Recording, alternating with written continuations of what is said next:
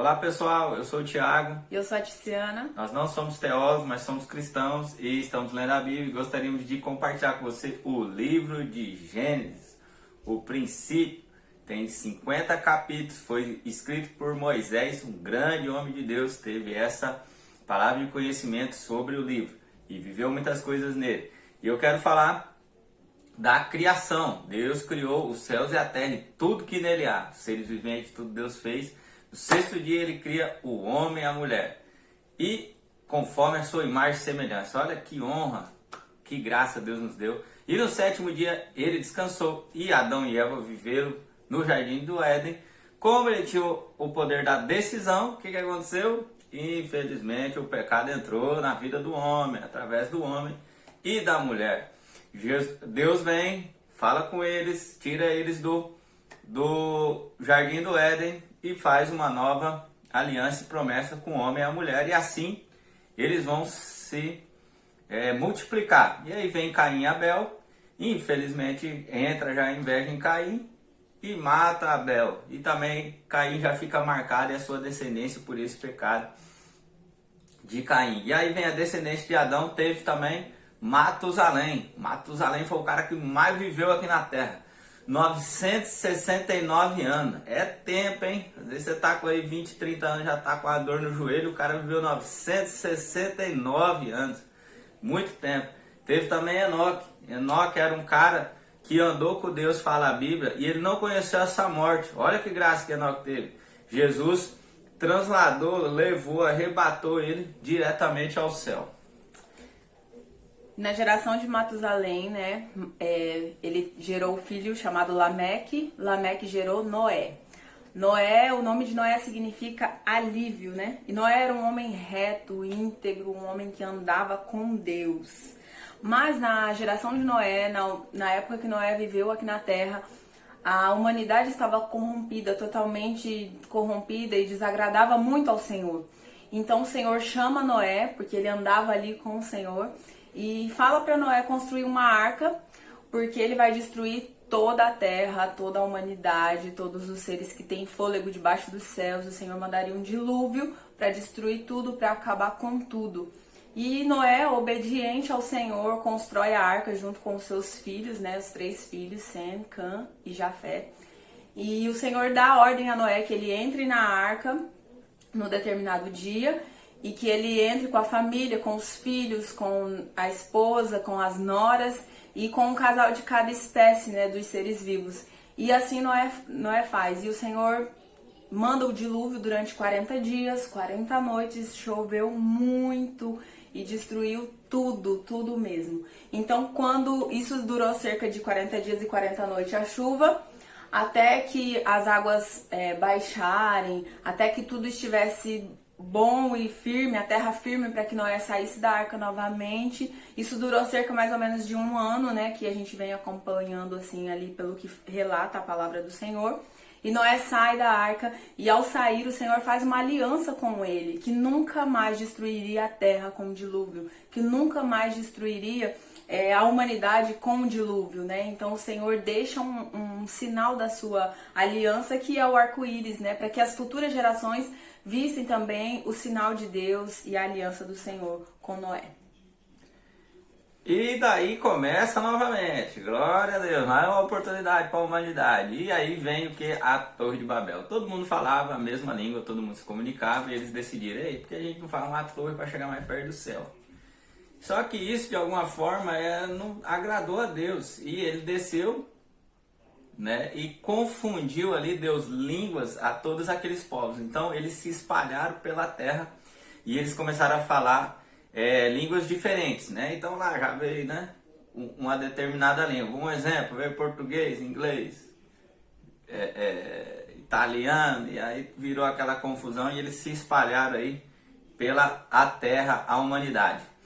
E aí a gente vem um grande personagem aí, que é Abrão, né? Que Deus chama ele, que é o Abraão, o pai da fé.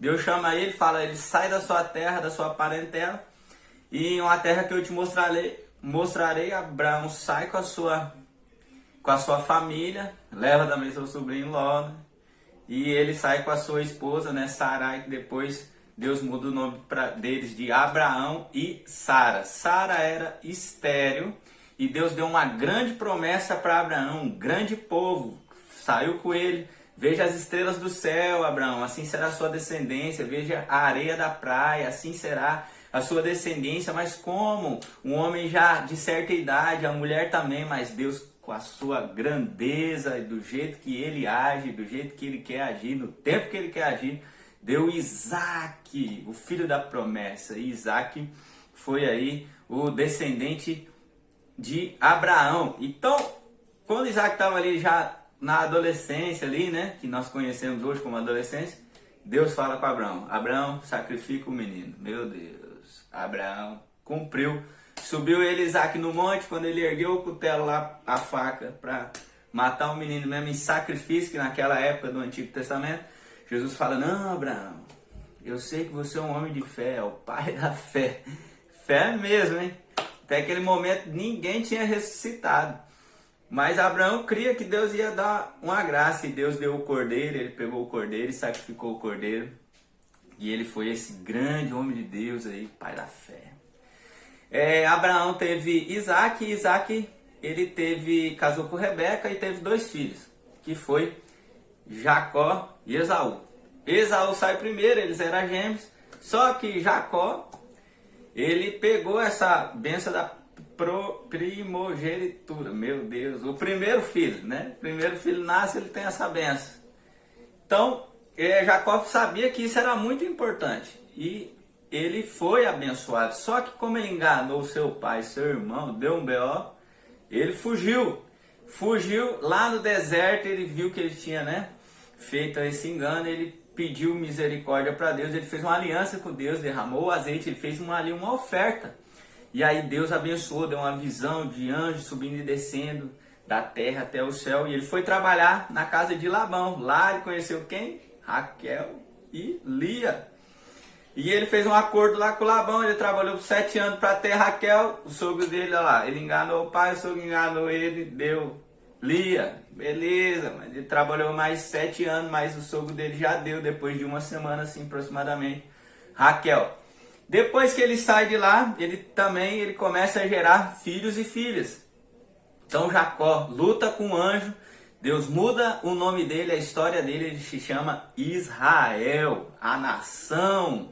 E ele tem 12 filhos homens, e cada filho homem é uma tribo de Israel. Aí vem toda a história aí também de Israel, dos israelitas. E um filho dele se chama José, que a Tiziana vai falar. E é uma história que eu gosto muito, que é a história de José, que a Bíblia descreve. José, ele era um moço ainda quando ele apacentava, né, o rebanho do seu pai ali, as ovelhas. A Bíblia especifica que ele tinha 17 anos e ele já cuidava, ele já era um supervisor ali dos seus irmãos. Ele, além de cuidar do rebanho, ele também orientava os irmãos e falava para o pai sobre os irmãos, o que os irmãos estavam fazendo. Os irmãos mais velhos que ele, e os irmãos passaram a ter raiva de José por conta disso, por conta dele ser assim, dele ser certinho, dele ser chegadinho do pai, né? Porque Israel, que era Jacó, né? Ele gostava muito, ele amava muito José. José era filho de Raquel e ele era apaixonado em Raquel. Então ele cuidava e ele fazia de tudo para agradar o seu pai, mas os seus irmãos odiavam isso. E o Senhor já havia traçado um plano para a vida de José. Ele era um homem sonhador, um rapaz sonhador. E o Senhor deu a José sonhos, né? E quando ele compartilhava isso com os irmãos não se alegravam nada, ficava com mais raiva, com mais ira, né? Com inveja mesmo de José, da maneira que o pai o tratava. Então, os irmãos, certo dia, saem para levar as ovelhas do pai. E eles demoram a vir e Israel manda que José vai atrás dos irmãos saber o que estava acontecendo. E quando ele chega num determinado lugar, né, onde eles estavam, em Dotã, apacentando lá o rebanho do pai, eles avistam José de longe e aí eles já começam a tramar contra José para o matarem, né? Para acabar com a vida dele. E aí eles começam a zombar, dizer, lá vem o grande sonhador, né? E quando José se aproxima, eles então tentam matá-lo. E E assim, um dos irmãos, Rubem, não queria que isso acontecesse, Judá também, e eles então vê uma estratégia, eles vendem José como escravo. Eles dão a ideia para vender ao invés de matar ele. E aí eles vendem José e José vai parar lá no Egito. Só que quando chega lá não é nada fácil, né? José, ele é tido ali mantido como escravo, ele vai trabalhar na casa de Potifar. Só que tudo que José fazia onde ele estava, as coisas prosperavam, Deus o abençoava porque ele era um homem de Deus. E então a mulher de Potifar se engraça com José e quer por tudo que ele a tenha, mas ele, muito temente ao Senhor, fiel ao seu servo ali, ao seu dono, ele foge dela e daí ele é acusado, né, por assédio, e José vai parar na prisão. E ali ele fica preso, né? E o Senhor, sempre com um plano traçado sobre a vida dele, então dá a ele o dom de interpretar sonhos.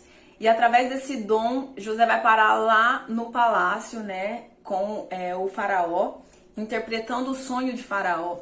E assim, José é muito assim, como que Deus muda as nossas histórias, porque dentro de 24 horas, por mais que demorou alguns anos, o Senhor muda a nossa história, né? José acorda como um preso, um escravo, e assim, se transforma naquele dia como governador do Egito, né? Amém. Porque tamanha a bondade do nosso Deus sobre nós, e ele transforma a vida de José através dessa interpretação de sonho, que ele interpreta o sonho de Faraó, e ele diz para Faraó tudo o que vai acontecer, né? Que haveria 7 anos de fartura e seguido de 7 anos de muita fome. E o Senhor dá a estratégia que ele precisa fazer para que o povo não pereça e para que tenha alimento durante esses 7 anos de fome.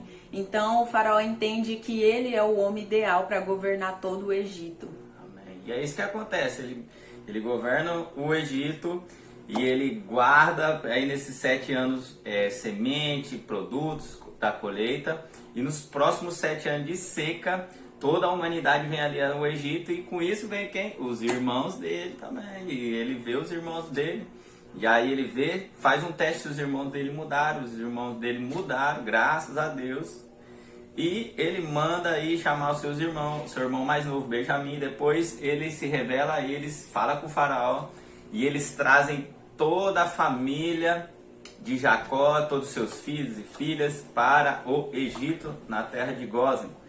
Então, eles ficam lá nessa terra. E assim aí, os israelitas vêm para essa terra e ficam morando lá. Passa um tempo, Jacó morre e eles vão enterrar Jacó na terra de Canaã, e continua essa promessa. Gostaram? Leia a Bíblia, leia o livro de Gênesis, teremos mais vídeos, o próximo será Êxodo. Muito obrigado, Deus abençoe, tchau. Deus abençoe e leia a palavra para que você compreenda na profundidade cada história. E é isso aí, galera. Valeu!